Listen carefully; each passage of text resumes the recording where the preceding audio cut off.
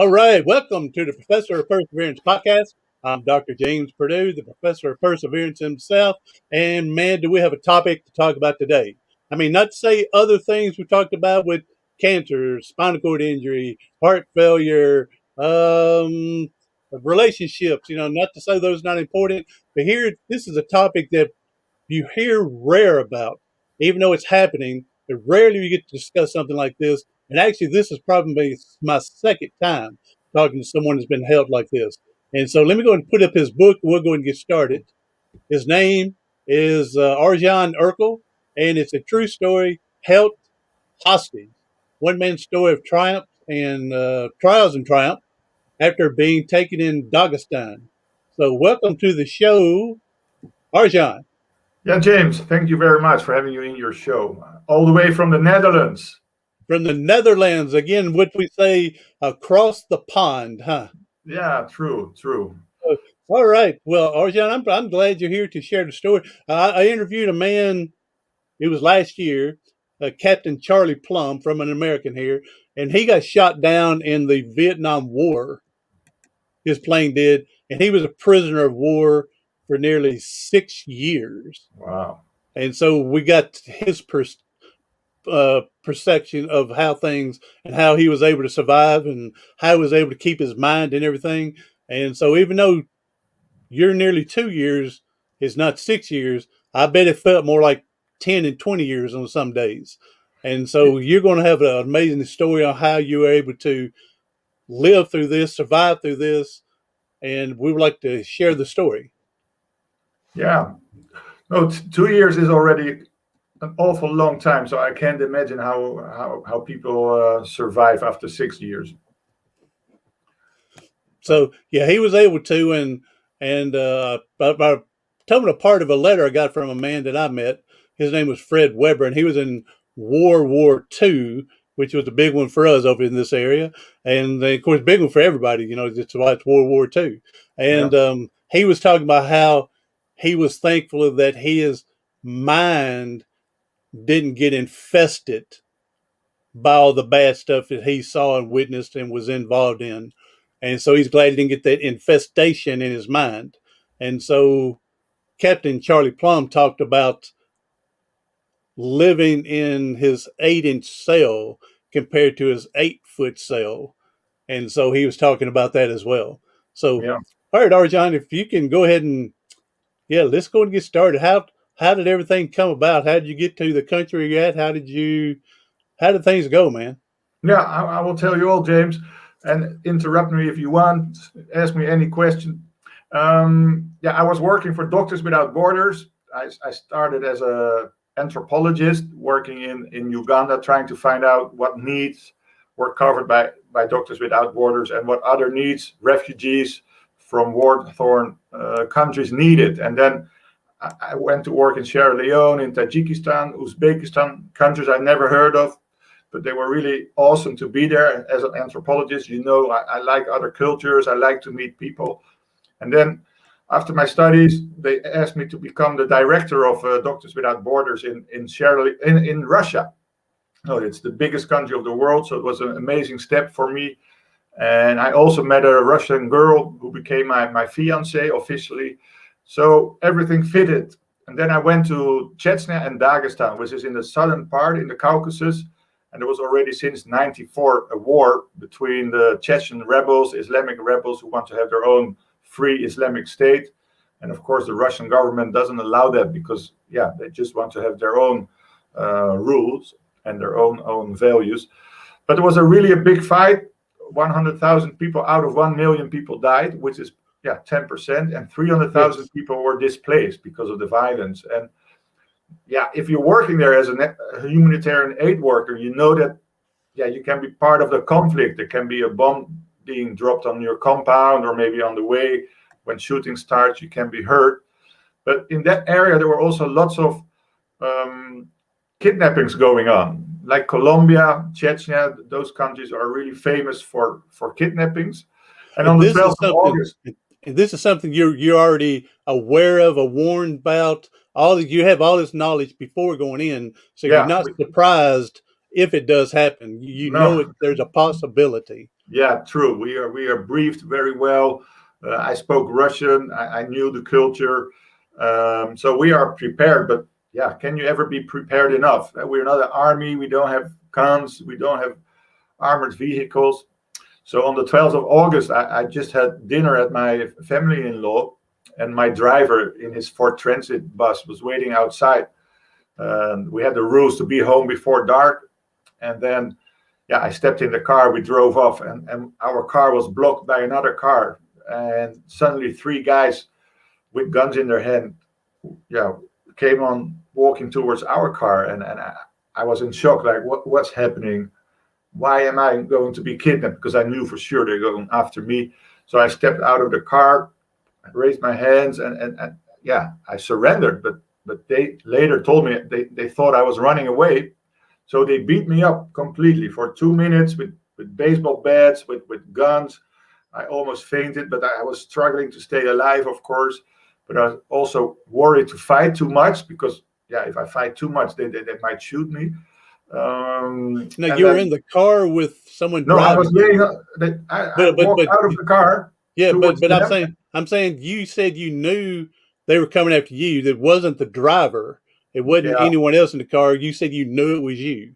yeah, but because they always kidnap foreigners because they are not embedded in families, so there can be a revenge or there can be negotiations. So they always go for the expatriate, and yeah, that's why I stepped out of the car yeah, to go as a man. But yeah, there was some misunderstanding which hurt a lot. I was I can bleeding. imagine. Yeah, Yeah. and I broke a finger. I always show it. This one I can't stretch anymore. So because I was trying to protect Yeah. myself, um, and then yeah, they dragged me into their car. I had to sit on the back seat. They pushed my head in between my knees, and then they put a gun on my head here, James, and a gun here, and yeah, I've never been so scared before in my life. I don't know. Have you seen the movie Pulp Fiction where John Travolta by accident shoot the guy in the Oh back? yes, I've Yeah, seen. Yeah, that was many years ago. But yes, I saw it. yeah, and that was my favorite movie. And I was so scared. First, I wanted to cry. I wanted to beg for my life, but I also understood I should be a man. I shouldn't be the sissy because they will make my Yes. life even much more difficult. But then I was worried that, like in the movie Pulp Fiction, they would shoot me by accident because the roads in Russia are really bad. And the gun, yeah, I felt it going back and Up forth on your towards my, temple. yeah. And Yeah. so I said the magic words, I want to live in Russian. My Russian is more or less okay. Of course, I All don't right, now speak. go ahead and tell us how does Russia sound? I want to live. Like say that in Russia. Yeah, yeah, жить хочу. All right. Yeah, Okay. жить хочу. And yeah, I think that was the best sentence I could use. I didn't have to beg. I didn't have to cry. They said, okay, if you behave, we will behave. Um, I, yeah, I and can then, I can see that if you like you said I knew to be a man. I wanted to be a man, not someone they think they can bully. But yeah, also you got to draw that line to know you can't feel like you're intimidating them as well. yeah, it's It's a thin line right there. You got to stand up for yourself, but you can't be so much standing up you feel like a threat to them. yeah, true, because they are also nervous. It's most of the time it's also their first time. And of course, they have the power because they have the guns. But they told me, we think you're a spy.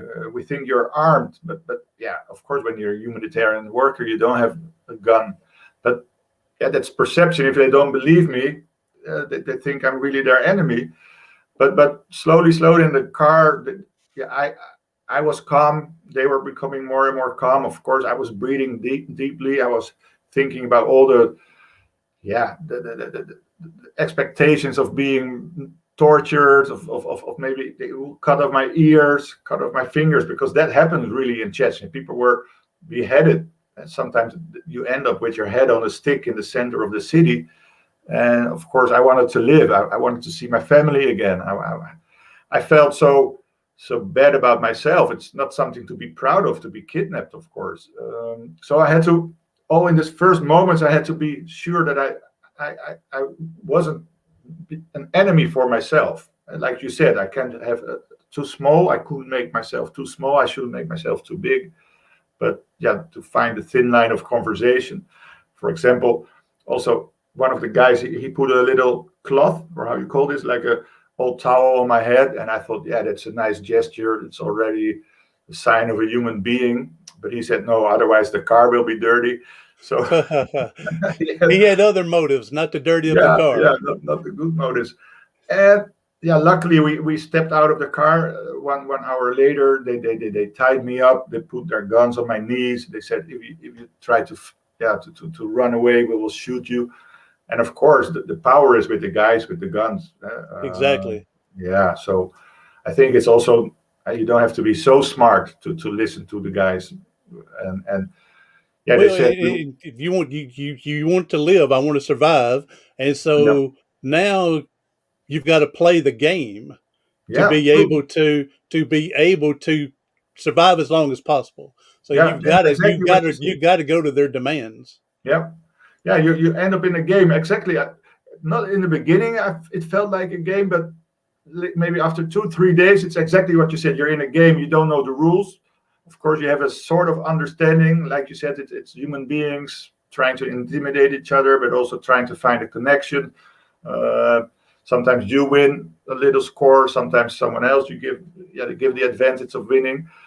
And I remember I was always trying to find, what is the right answer, but also what is the right answer not to betray myself. Uh, Yes. yeah, and that was really hard in the beginning because I didn't feel safe. Of course, I didn't feel that there was a good security. We didn't trust each other.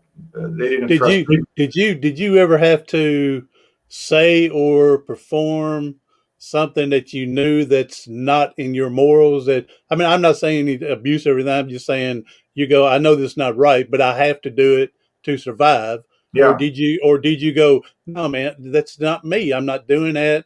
You can break my legs all you want to, but I'm not doing it. I mean, did you have to really jump outside? You know what I'm saying? yeah. No, especially in the beginning. For example, I stayed with those guys for a week, and then they handed me over to really the yeah, how you call it, the stereotype Muslim fighters with the mask, with the uniforms, the Kalashnikovs, the way that you see ISIS in Yes, Syria. yes, yes. And then one of the first questions was because they knew I was from the Netherlands, and yeah, in Europe or maybe even in the United States, the Netherlands are seen as a liberal country with the red light district in Amsterdam and with lots of freedom for homosexual people. Uh So huh.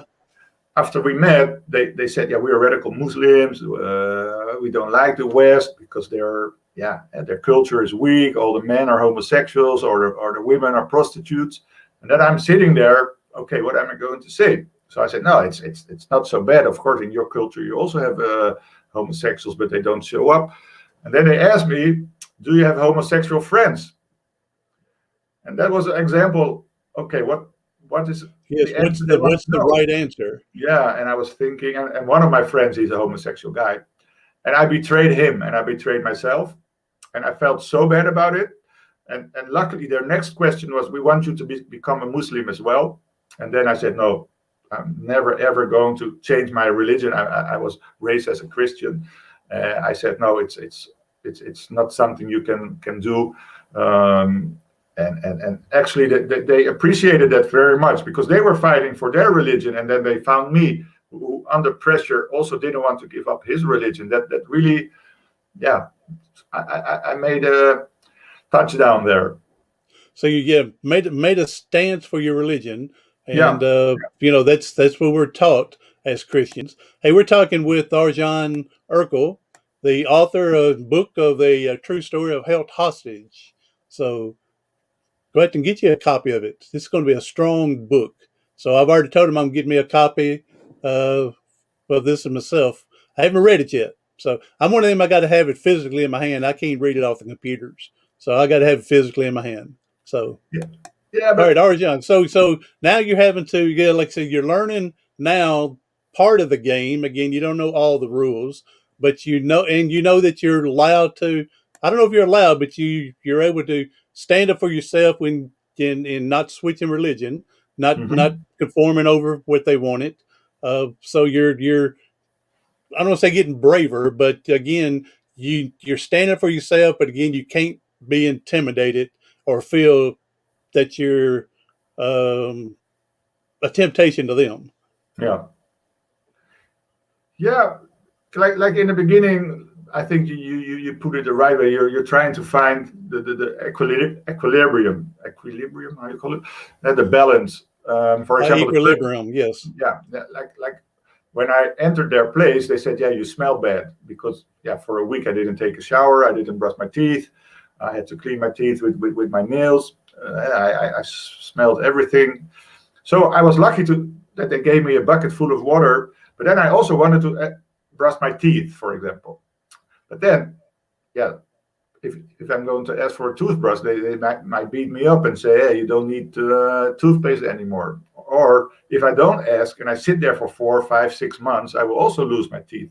So then sometimes the rules or the regulations, like Doctors Without Borders said, always think about your hygiene. So I thought, okay, I'm too scared to ask, but I will ask anyway. So please, can I have toothpaste? And then they gave me toothpaste and I could brush my teeth. So of course, everyone sometimes has these voices inside your head that, yeah, shall I do it or shouldn't I do it? Am I afraid? Am I a coward? Or, yeah, what the heck, I will do it. I had many of these moments, and luckily, I think my intuition or maybe my ability to build rapport with the kidnappers helped me to improve my situation so much that at a certain moment, after 2, 3 weeks, I felt at least safe about their behavior, their promises not to hurt me as long as I didn't deserve it, their promises to feed me twice a day, their promises that I could brush my tooth twice a day, my teeth twice a day. So, and I also had to tell them when they broke their promises, which was also quite difficult. Like lots of people have already problems giving feedback in the family or feedback in their teams at work, but yeah, to give my kidnappers feedback about their own behavior, yeah, that was not easy, but it was needed, and that's They what they they they wanted you to give feedback, or you openly I said, openly, I've got." Okay. yeah, So no, you decided, hey, this is not what you said at the beginning, promised, and yeah, yeah, let's get back on track. yeah, and for example, also they never said thank you or here you are. They always like eat your Yeah, food. yeah. So I told them several times, please use the words please and be polite to me as well. And they said, no, you're not part of us. And then for 3 weeks, I behaved very, very, very decent. I said, thank you for the food. Thank you for going to the toilet. And then they said, oh, you're such a gentleman. I said, yeah, I am, man, but you're not. And then after 3 weeks, one of the guys entered my room, gave me my food, and said, here you are. Enjoy your meal. And I was like, what word did you use? Yes. Yeah, Yeah. yeah. And that's, Yeah. yeah. So of course it's not big steps of being a hero, but at least it's like you said, it's standing up for yourself to protect yourself and that you've been seen as a, yeah, honorable person, I think. It's the little small wins that magnify how you're going to act later on. Yeah, yeah, Or it's the uh, I wouldn't know if it's small losses or huge losses at this time because where you're at. But again, you're able to change some of the rules and play the game a little differently with these little wins, yeah. and you know how much more you can push a little bit further. Exactly, exactly. You're one of the first people to understand how it works. How So, come? well, I feel good about that. Hey, Yeah, well, no, not that I'm comparing. I've never been a prisoner of war. I've never been a held hostage. But I've always said that I'm a spinal cord injury. Got my neck broke playing football, and I'm a prisoner in my own body because I yeah, can't go do what I want to do. I can't go walk and play like I used to. I can't be strong and help the family like I used to. And yeah, so I'd say people that are trapped, whether it's a disease, spinal cord injury, car wreck, if you're trapped in your own body, you're basically a prisoner in your own body. So not that I've hit anything like you're saying, but I do understand a few things about feeling trapped. yeah. And feeling, yeah, trapped in a game you didn't want to be in, but you have to play along the rules, and you can maybe, Exactly. It play, and in today's society, people get trapped in whatever. Especially with this COVID that's going on over a year now, and people get like Captain Plum said, they get so worried about their 8-inch cell trapped in their own mind, and they forget about what it's like. So, Yeah, yeah. It and seems now, like the flexibility is gone, or yeah, yeah. So now months have gone on, and again, they've promised not to abuse you or beat you physically or whatnot, as long as you be a good little boy, do what yeah, they want, and then you're able to again get some little wins. You're learning to test the line, to go a little bit past the line a little bit. And so, how much longer did it take for you to kind of feel like, I can be more at ease at this and not be so stressed out? Or did you ever get more comfortable about things? yeah. I was lucky that there were some, yeah, little miracles happening. For example, this movie Pulp Fiction was very important. One of the new guys in the new group, he said, "Yeah, describe me how you were kidnapped." And I said, "Yeah, it looked like Pulp Fiction." Because I was afraid that it will shoot me by accident. And he said, that's my favorite movie. So we talked about Pulp Fiction for 10 minutes on the first day that we met. And I don't know if you remember the scene that John Travolta was describing, that Dutch people from the Netherlands eat French fries with mayonnaise. He says they drown them in mayonnaise. And so this kidnapper wanted to know if, we eat French If fries. you with Yeah, mayonnaise. yeah. So I said, yeah, we do. And he said, okay, if you behave, I will buy some mayonnaise for you. So he did at the end. Hey, And but that's good. I mean, even though you may or may not use mayonnaise, but that's good. Now they're thinking of you as a human being, yeah, that you have wants and desires. You want, oh, I don't know what I would say. I'll come back to it, but you want more than just surviving. You want, uh, yeah, three. like you. I can't come up with the name of it. It's riches. Something like riches. I don't know. I can't think of the word. No, no, but it's true. Of course, in the beginning, I was a product. Like, they wanted to have $5 million for me, but I wanted to be seen as a human being. But then I also had to deserve it. So what I learned, I had to treat them as human beings as well. I had to treat them with respect. I had to be curious again about their life. So my curiosity about what was going on, why did they want to become radical Muslim, how did it change their lives, why were they fighting for, how would their future look like. So I asked lots of questions, not too many because they thought I was a spy, but that Mm-hmm. helped. And also that I didn't complain. I didn't try to run away. I told them, for example, when they forgot their masks, I told them, please put on your mask again, because it's safer for you. Once I found a gun in the toilet, I could have shoot them all, but I realized I've never killed anyone, and maybe I cannot kill 4 people at the right time, Yeah, because that would be a. I don't know. That to me sounds like a temptation that they kind of planted. I would think, yeah, because again, you grab it, you may take one out, but the other 3 or 4, they're going to get you. you're So absolutely yeah. right. Hey, Sam. Hey, thanks, Sam, for coming in, and he's got a story of politicians should read. Okay, your book, and he wants to know: did you hear from any of your anybody in your government? And did you say a minute ago that you had like a $5 million bounty on you? Yeah. And so Sam's want to know: did you hear, or did they send something to your government about this uh, money, finance, Yeah, about the ransom. the No, yeah, not at the moment. When I was in the situation for 607 days, there were only 3 moments that pictures were made. For example, me holding a newspaper. Once there was a ultimatum video made, but there was never any straight contact between me or anyone from my organization or from the secret services or from the government. And of course, the Dutch government also has this standpoint that they would never pay for any ransom. But afterwards, I learned that they did a lot. My family really had a good relationship with the Dutch government. And yeah, so I never considered the Dutch government as someone who should interfere. I always thought that my, Doctors Without Borders should arrange. because you were there on their behalf. Yeah. But so And they also tried their best, but of course, when you're sitting there for 20 months, you don't consider it doing their best. And you think, yeah, why does it take so long? Is it so I know. difficult? Yeah, If we've I heard would the do same. if I would do the negotiations, I would have been free already for Yeah, a yeah. year.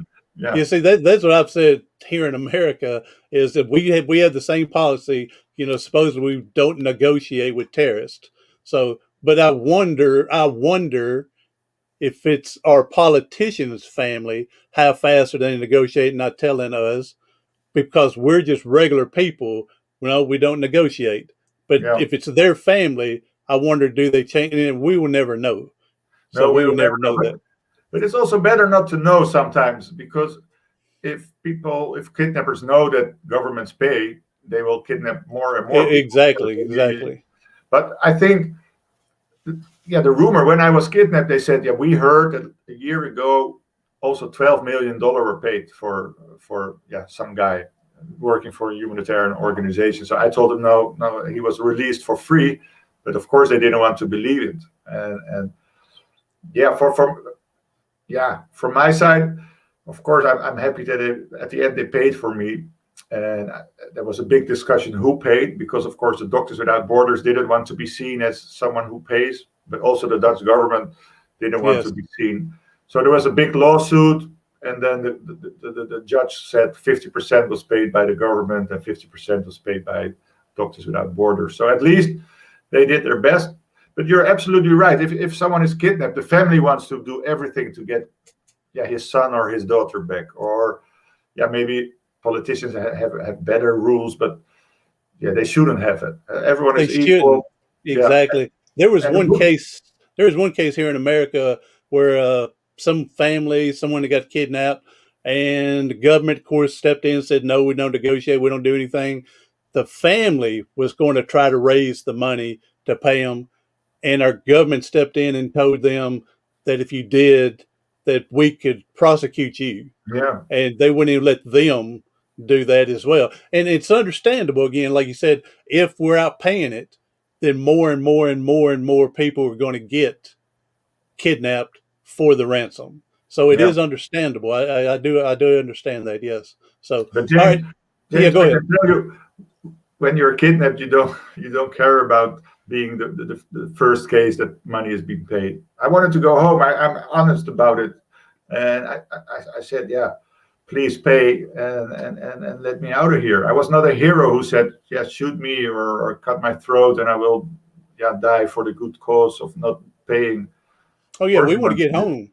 We want to get Yeah, home. You did nothing wrong to lose your freedom. And so, um, tell us about some of your thoughts about some of the things that you've lost during that time. I mean, you couldn't walk down the street by yourself to say hello to anybody. How long did it take you for they let you go outside to see the world? How long were you trapped yeah. into a 4x4 or whatever room, looking at all the same walls? Yeah. No, I had a small place under the ground of 6 feet by 5 feet, and only 6 feet high, and I'm 6 feet three. So I was always with my head against the ceiling. There were lots of insects, lots of mice. So yeah, it was horrible. It felt like a grave because I only had one candle. There was no electricity, no books, no Netflix, only myself and this little candle and all this buzz of insects. It made me crazy because in a dark room you can't find them, you can't kill them, you hear them flying, but you don't see them.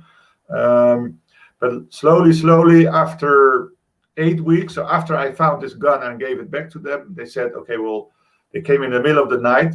You have to imagine they never came to my room in the night. They just let me sleep.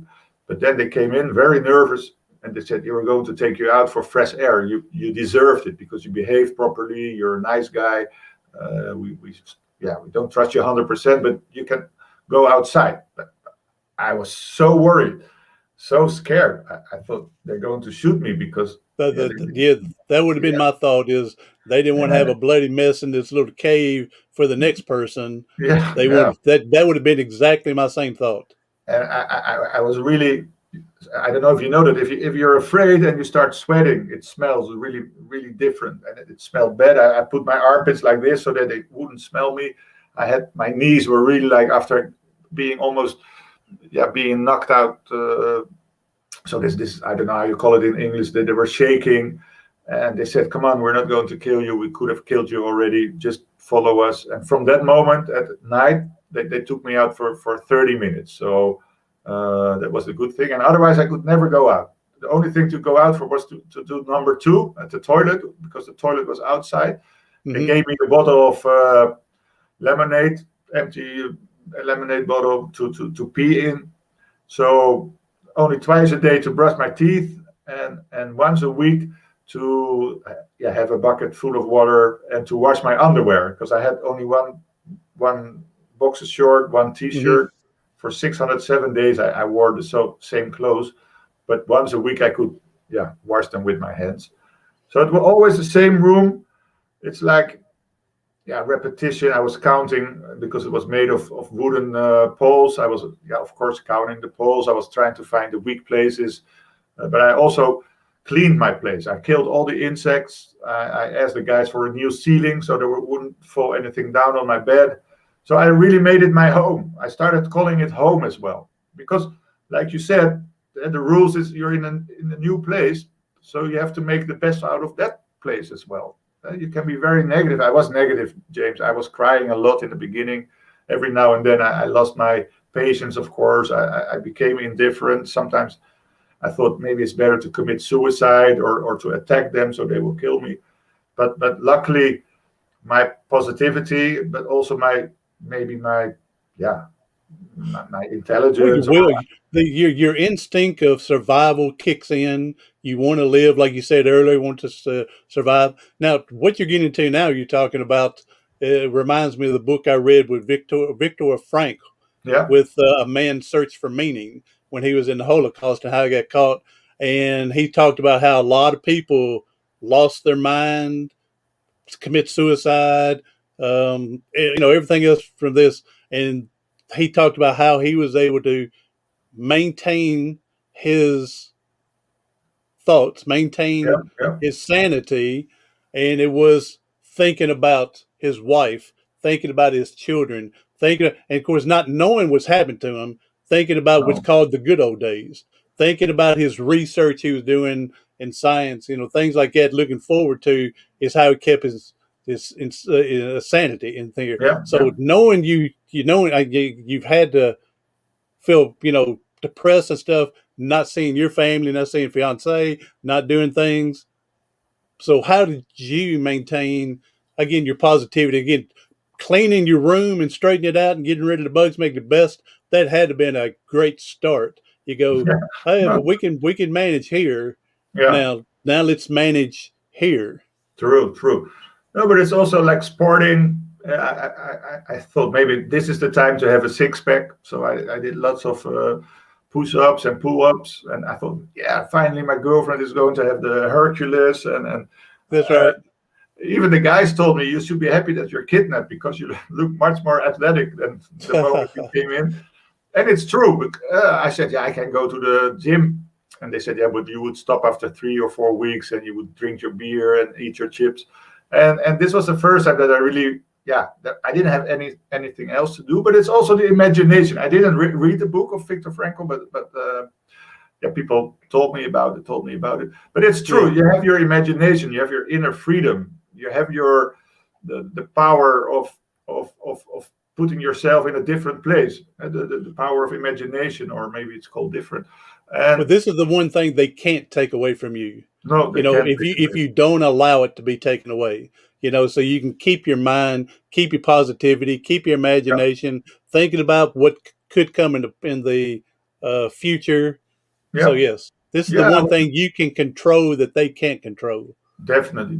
And I realized also Stephen Covey, of course, said that the circle of influence. In the beginning, you think there's a very small circle. It's only about your own hygiene, about your own positivity. But later on, I realized, okay, I can keep my room clean. I can have nice contact. I can try to learn better Russian. I can learn more about the Islamic backgrounds of those people. I can learn to, like you said in the beginning, slowly break your own borders and become a stronger minded person. So there was also the game of, it's not the game of manipulation, but it's the game of really trying to connect, because in the beginning it was functional. I realized if I am nice, they will be nice. Maybe I can go outside, or maybe they will give me a book.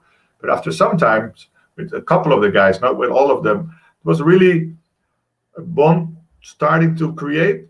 And not because like I said, I didn't become a Muslim. I didn't join their fights, so I didn't have the Stockholm syndrome. But really, as people, we try to understand each other.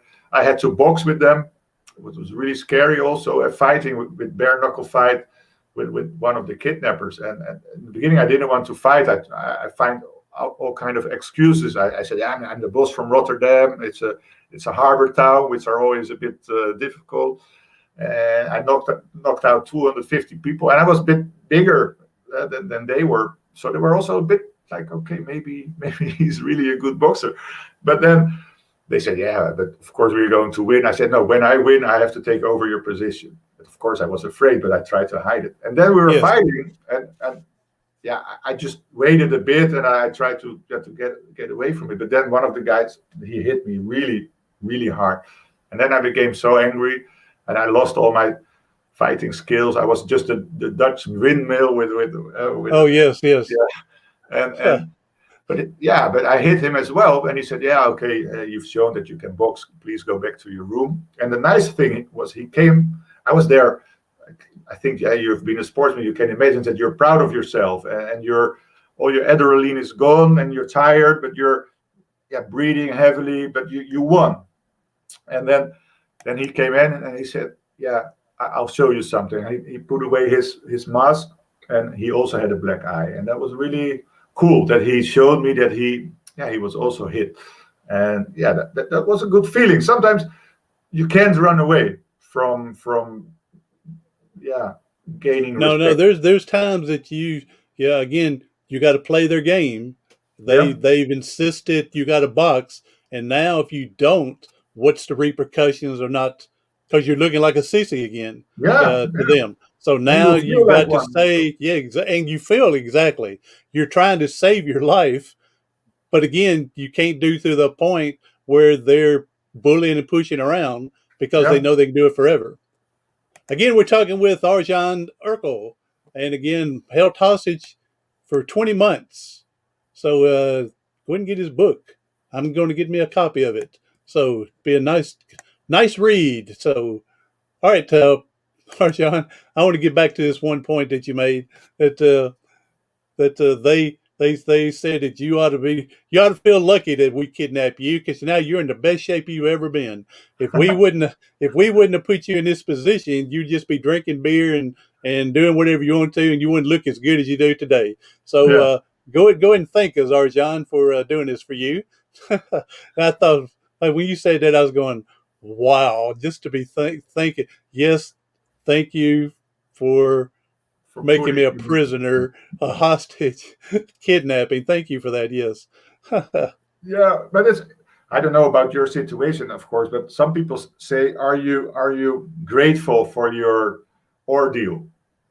Because of course I gained also lots of power. I became very famous in the Netherlands. I earned good money by giving all kind of keynote speaking. But yeah, I'm not. That's been a hard lesson. It's been a tough school, but I'm not grateful for it. I could have done easily without it. I would have a nice life as well. Exactly. Yeah, but yeah, so of course I don't feel, how you call it, that I have to revenge, or that I feel bad about the guys, because they also made the best out of it. But still, it's I could have done, yeah, without it. And even my body was better. I lost 22 kilograms, which is almost 40 pounds. And like you said, I was in a good shape, but I was running so hard. We play soccer in the Netherlands, and when I came back, I was so fast, because yeah, I did all the exercises, but my friends were making fun because, if you go high up in the mountains, your oxygen level is easier to, yeah. And they said, Yes. yeah, you're training for 20 months, but you still have a lousy condition. So Kind no, I'm like you. I'm not thankful. I'm not grateful for getting my neck broke, spinal cord injury. No, I'm not but I am thankful and grateful for what I have learned from it and how far I have come from it. Yeah. And this is a hard pill to swallow for anybody that's going through anything. But I believe, and I could be totally wrong, but I believe that sometimes we go through things to show us how strong we really are in Hmm. life. And then we're going to demonstrate that out for other people to follow. Yeah. Yeah. Yeah. And we hope they pick it up. Yes, I mean, exactly. Yeah, we yeah. don't have to agree and like what we're going through, but we need to accept it. It's happening, and the quicker we can accept it, the quicker we can move on and hopefully survive what we've Yeah. been through. True. True. But does it make you proud as well? Because for me, I'm proud that I'm not. Yeah, that I picked up my life again. I'm healthy. I have a family. I'm not sitting in a psychiatric yeah Yeah, yeah, hospital. oh, definitely. Yeah, I'm very proud of where I'm at. I mean, it's not what I'd wanted, in No. life, but I've done more than I ever thought I would after getting a wheelchair.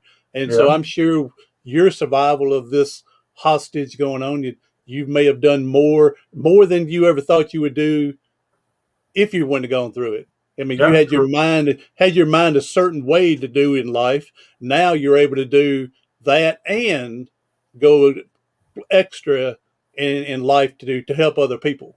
Yeah. True. True. No, like you said, you're the professor of perseverance. I always call myself the master of extreme lockdown because of No, Corona there you go. now. Yes, Yeah. there you And go. of course, I learned to be patient. I learned to be yeah, disciplined. I had lots of perseverance. I made contact, and I say I don't use it all the time in this free life, but I know I can use it again. So it gives me lots of faith. It gives me lots of trust in myself that I if I can. fall down or if I need it, I can. I know I have the reservoir. Yes, exactly. Yeah. Hey, I was And, thinking you just said about the master of lockdown and whatnot, and here people COVID, and I would this would be me if I were you. This would be me. I'd be going, cry me a river that you got to stay in your own house mhm. to drink clean water, to watch TV, to be with your family.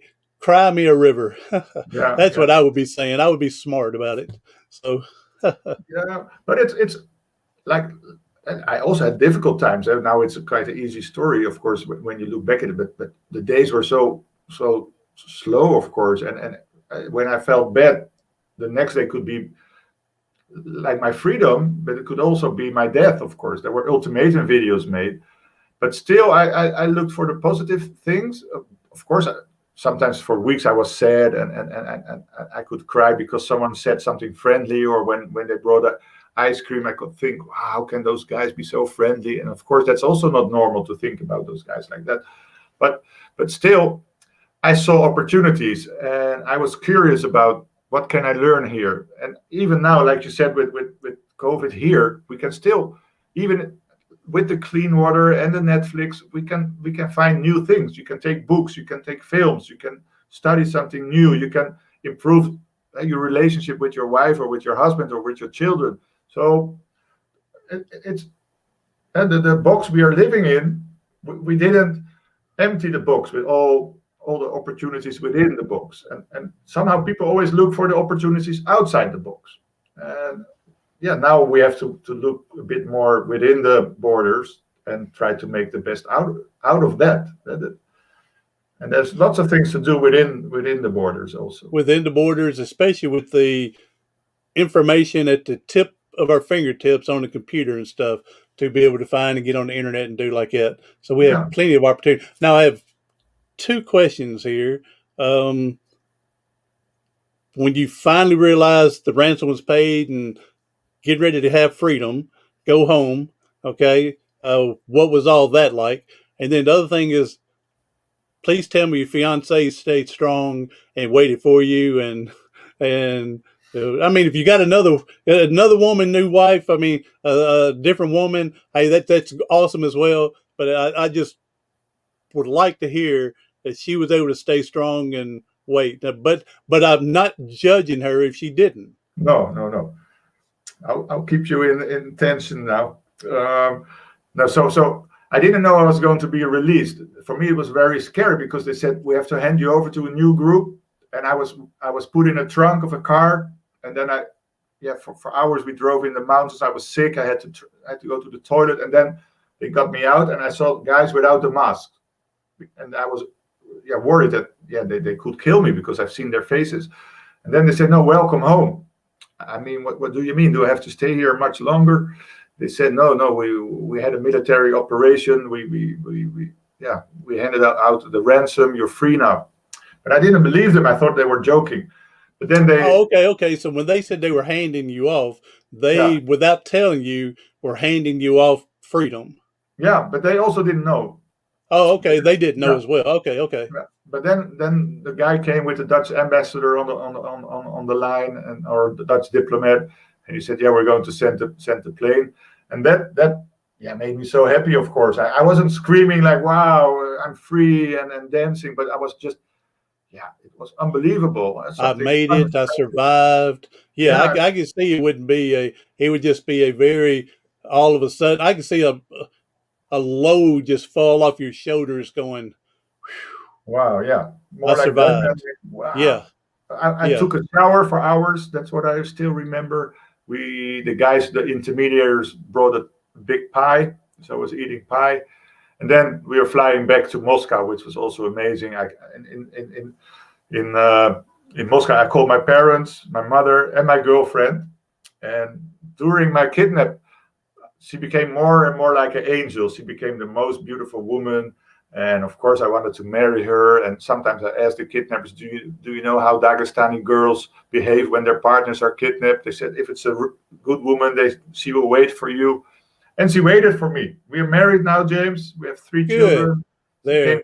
she came to the Netherlands. So, Well, again, I wouldn't have judged her because I could understand, yeah, me too. giving up and she wanted to get her life going. I could Yeah. understand, but Can I I was tell you sure something? sure hoping that she hung around. Yeah. But even during the kidnapping, I thought maybe she's not going to wait. But I, I pretend, or I didn't have to be sure, but I pretend she will wait for me. So she gave me power anyway. So Well, even if she, yeah, it's still reliving that hope yeah, that I have a beautiful woman waiting for me to come home to her in her loving arm. Yeah, it still gives you that hope. yeah, true. And then, like you said, it's also her life. So if she would have not waited, it would also not be a problem. So I was also not judging her for that. But luckily, of course, luckily she waited for me. I was There worth you go. I was worth waiting for. There you go. You are, yes, yes, sir. You're definitely worth waiting for. Definitely, definitely, yes. No, So, maybe not. But all no. right, we're finishing up here with Arjan Erkel. Again, go get his book.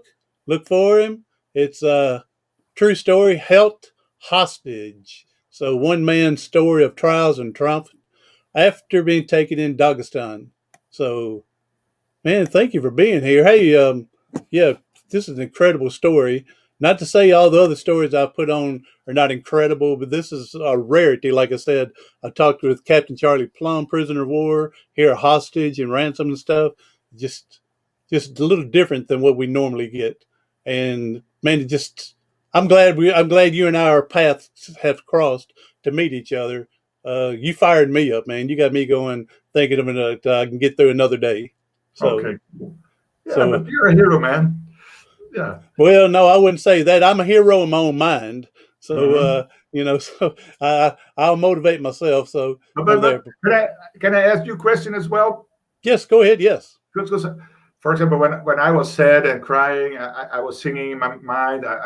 Even the guys started singing with me with Dutch songs, which I didn't understand, but they were like taking their guns as a guitar, and then they pretend to be Dutch rock bands. But how did you manage to stay positive? What did you do in your mind to think about the good things and make something out of it? I lied to people about the first 5 years of my injury. I put on the good old face. Hey, how you doing? I'm doing great. Hey, thank you. But then, like you, I would be crying myself to sleep at night behind closed doors so no one could see it. So I put on a big happy face for everybody for years. So I didn't realize how depressed I was until I finally got out of it. And but I think the main thing that kept me going was being an athlete. I wanted to be a professional baseball player, and I had that invincibility attitude that nothing could stop me. Yeah. And so even when I got my neck broke, I used that invincibility to help get me where I'm at today, to Yeah. to to hold me. So I mean, you've had to have that as a mindset as well. That even though things are going not going right, that to keep the mind strong, you've had Mhm. a mentality of being invincible as well. Yeah. True. True. Yeah. I felt like a winner. Yeah, And exactly. Even again, even those small wins that came probably rare, especially at the beginning, you hold on to those victories until the next one can boost you a little bit more. yeah. True. True. And I never realized that even later I didn't realize that I have all this winner energy within me. Yes, of course, sometimes when I worked on a project, I want to finish and I want to have a good result. But there it actually gives you lots of energy if you're in the game, like we called it before. And Hmm. for example, there were 13 guys, and in the beginning there was one guy who turned over to my side, then there was a second one. And the more you do your best to get the other one into my position, and maybe the first time I got a book, I was also proud. Hey, I made myself getting a book. Now, to cook, they didn't allow me to cook. That's because I was a spy. Maybe I would poison them. I was not a Muslim, so I was how you call it? I don't know the word in English. The dirty in their mind. Yeah, yeah, Um, yeah, yeah. yeah, Just corrupted. Yeah. yeah. But then I managed yeah, to convince them that I could also cook. And then we had a big fight because I said, "You guys, you use too much salt," and they were so angry. And who are you to, yeah, discuss making food with us? And be happy that we allow you to cook. And you're not part of us. We could have made you a slave, and we give you so much freedom, and then you're nagging about the salt. And I was like, oh, sorry, what did I say wrong? My mother tells me don't use so much salt. And they said, okay, okay, if it's your mother, then it's okay. But There you yeah, go. of course, it made me proud to, yeah, I made the next step. I did my best. I conquered them. And what's next? And it becomes uh, yeah, a It game. becomes Yeah, a chess game. yeah, Who yeah, has the right move with the right chess piece? yeah, yeah. So from there, now let me get to this and ask before I forget. Have you ever heard from any of your captives, or have you heard anything that ever happened to them? Did they Yeah. get caught? Are they free? They're out there with someone else? I mean, you wouldn't know that, obviously, but have Mhm. you ever heard anything from them or about them? Yeah, not from them. It would have been interesting to hear something from them, of course. But in 2016, I was kidnapped in 2004. I met one of the intermediators, and he said that they were allowed to move away for 1 year, and that yeah, the Secret Service would start hunting for them after 1 year, and that's what they did, and they were all killed. Not just by the Secret Services, but also because of fighting fighting with other Hmm. groups, fighting maybe with the army. So yeah, I would never. Yeah, I would have.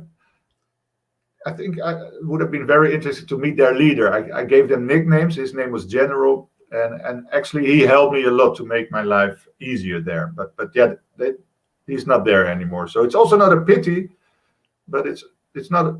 Yeah, I don't Yeah. know how to call it. It's also their path. They choose for that direction, and that's okay for me. And it's not that I'm happy that they're dead, but it's also not touching me. No, yeah, I understand that. So that's like me with the guy that hit me and broke my neck. I have no ill will towards him anymore. It's my life turned out a lot better than I expected, and so I hope the best for him. Now that's a lot different than with you because taking your freedom away and beatings and everything like that, you may not hope for best for them, but again, you're not hoping the worst for them either. Yeah, yeah. No, So I'm grateful the way they dealt with me. It could have been much worse, and maybe that shouldn't be the angle of looking at it. But that's the way I look at it. They could have made my life really miserable, and they at the end they tried to make the best out of it. Maybe they could have done better, but at least everyone made his extra step for me. at the end. So Yes, that's what yes. I appreciated. Yeah. Well, Arjan, again, appreciate you being here. Thank you for sharing your journey, your story, providing hope for us, letting us know how to keep that positive mindset again. And so, you know, as well as I do, there's people that are struggling today. So if you can leave us with a positive message to help someone get through today, that'd be awesome, man. Yeah. Don't let the past ruin your future. That's one message. And then secondly, be positive. It's very simple to be positive. It sounds positive. Sorry, you can. I hope you can. We'll edit it. Yeah, look at the positive sides. Really, it sounds like a cliche, but it helps more than being negative. And also find the people who can help you. There's so many people around you, tons of people who want to make your life better. So go out, tell about your story, let them join the pain, and let them ease your pain. Yeah, exactly. There's plenty of people that want to help, and there's plenty of people that can give you advice to help get you through a situation. That's awesome. And like the first thing you said, something about not letting your past Ruin. interfere with your future, you know, Yeah. whatnot. So thank you for the lead in, because go to my website, professorofperseverance.com, and you'll see where you can sign for my ebook of my book and a mini course. And it is called, Arjan, you're going to like this: Your Past Doesn't Have a Future, but You Do. Man, you walked into that one pretty good for me. Thank you, Arjan. Thank you, James. It was a pleasure. All right, everybody else, thank you for coming in. And for the ones coming in with the replay, be sure to share this incredible story out so someone you know that could help. And everyone else, thank you. Do something today, tomorrow, something next week that's going to help you persevere past your paralysis.